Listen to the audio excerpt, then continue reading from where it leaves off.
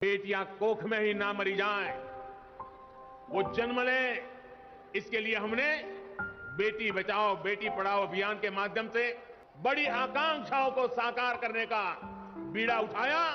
तो सबसे पहले देश की बेटी की विश्वास को नई ऊर्जा देने का प्रयास शुरू किया। तो चलिए शुरू करते हैं। इसमें 3 बड़ी शक्तियां काम कर रही हैं। एक दीपेंद्र हुड्डा, आप प्रियंका जी का भी ट्वीट पढ़ लीजिए।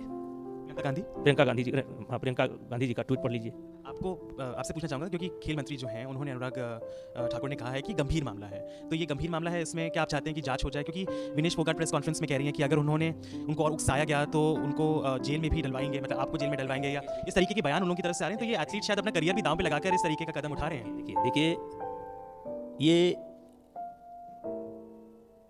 ये आरोप जब लगाया था, अच्छा होता कि वो किसी का नाम लेकर के आते।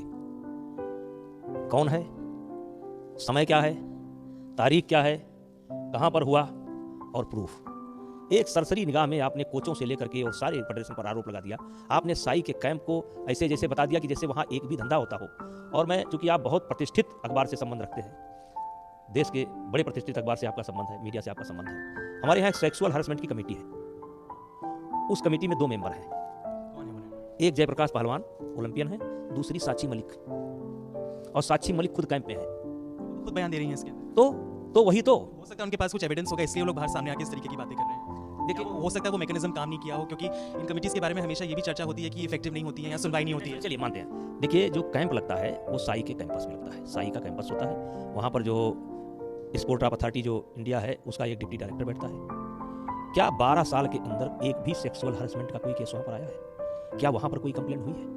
अगर नहीं आया तो इसका मतलब ये नहीं है कि नहीं आ सकता है। अगर आया है तो उसकी जांच हो जानी चाहिए। अगर कोई आरोप लगा रहा है सार्वजनिक तौर पे, जंतर मंतर पे प्रेस कॉन्फ्रेंस में, तो रुको जरा, सब्र करो।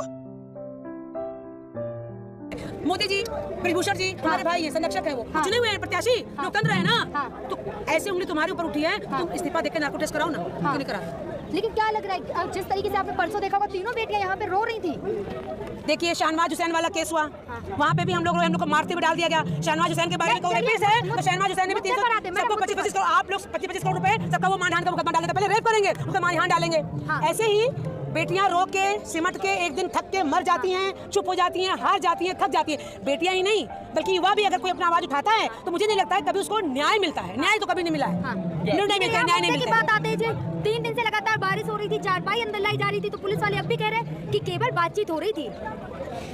दिल्ली की पुलिस 3rd ग्रेड टॉर्चर करती है केंद्र के इशारे पर, और इस टॉर्चर की भागीदार मैं खुद हूँ।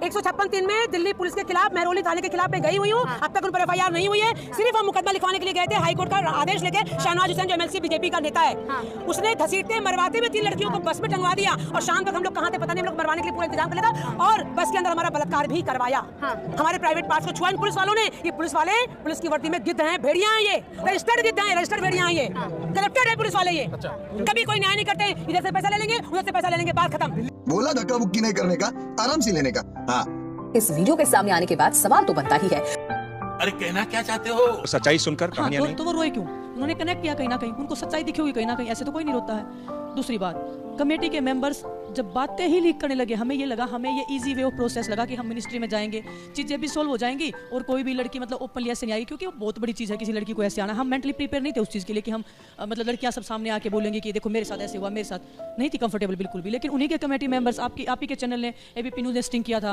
उसमें एक कोच साहब बोल रहे हैं कि लड़कियां ऐसे बोल रही है, मेरे को तो ऐसे छुआ और ऐसे छुआ, समझ रहे हो? तो हमारा एक ऐसे मजाक बना दिया इस चीज़ का। इतना सेंसिटिव मुद्दा, देश की 99% महिलाएं इस चीज़ से गुजरती हैं, उनके दर्द को ना समझ के, उनके दुख को ना समझ के वो लोग ऐसे मजाक बना रहे हैं। वो ये दिखाना चाहते थे कि हम पुरुष हैं, हमारा ये अधिकार है। तो वो चीज़ें हमारे अंदर मतलब इतना घाव कर गई कि हम सच की लड़ाई लड़ने गए, हम अपनी रेसलिंग को बचाने के लिए लड़ने गए, उल्टा हम इतने दोषी हो गए, हम मिरर में आंखें नहीं मिला पा रहे थे अपने आप से कि हमसे ये क्या हो गया। आप लोग आखिर कब तक ये धरना करेंगे, और क्या आप लोगों का जो बड़ा नाम है उसके आधार पर आप दबाव बनाने की कोशिश नहीं कर रहे, अनावश्यक दबाव? सर देखिए, पोस्को एक्ट लगा है, अगर कोई नॉर्मल इंसान होता क्या उसको दबाव की जरूरत पड़ती? बात तो सही है। दबाव तो ब्रिजभूषण उल्टा बना रहा है। जब हम फर्स्ट टाइम जंतर मंतर पे बैठे थे ना, मेरे पास स्क्रीनशॉट भी है, उन्होंने ट्विटर पे ट्रेंड चलवा दिया अपनी IT सेल के थ्रू कि ब्रिजभूषण नहीं तो बीजेपी नहीं। तो दबाव तो वो सरकार पे बना रहे हैं इस चीज का। तू समझा? नहीं, तू समझा नहीं। और अभी तो रुको, क्लाइमैक्स अभी बाकी है। उन्नाव के मां की दुष्कर्म कांड की पीड़िता का सड़क दुर्घटना में शिकार होना, उसकी चाची और मौसी की हादसे में मौत, इस पूरे घटनाक्रम से देश में गुस्से का माहौल है। बांगरमऊ के बीजेपी विधायक कुलदीप सिंह सेंगर का नाम इस सड़क हादसे के बाद दोबारा सामने आया है। इन्हीं कुलदीप सिंह सेंगर के खिलाफ किशोरी ने सामूहिक दुष्कर्म और पॉक्सो एक्ट के तहत केस दर्ज कराया था। वहीं पीड़िता के पिता को पीटने और झूठे मुकदमे में फंसाकर जेल भेजने का आरोप भी विधायक पर दर्ज है। इस मामले में सीबीआई ने 4 केस दर्ज किए थे, जिसमें 3 में चार्जशीट दायर हो चुकी है। विधायक कुलदीप सिंह सेंगर की गिरफ्तारी 13 अप्रैल 2018 को हुई थी। 8 मई 2018 को विधायक कुलदीप सिंह सेंगर को उन्नाव जेल से सीतापुर जेल भेज दिया गया। तब से विधायक इसी जेल में बंद हैं। यही नहीं, अभी और सुनिए कि उन्नाव के सांसद साक्षी महाराज 5 जून 2019 को उनसे मिलने के लिए सीतापुर जेल पहुंचे थे। जब पत्रकारों ने उनसे पूछा कि आप जेल में आरोपी विधायक से मिलने क्यों पहुंचे थे, इस पर उन्नाव के सांसद का कहना था कि वह कुलदीप सिंह सेंगर को शुक्रिया कहने आए थे। यानी एक सांसद एक विधायक को शुक्रिया करने के लिए पहुंचा था। समझ रहे हो आप? मैं क्यों समझा रहा हूं तुमको?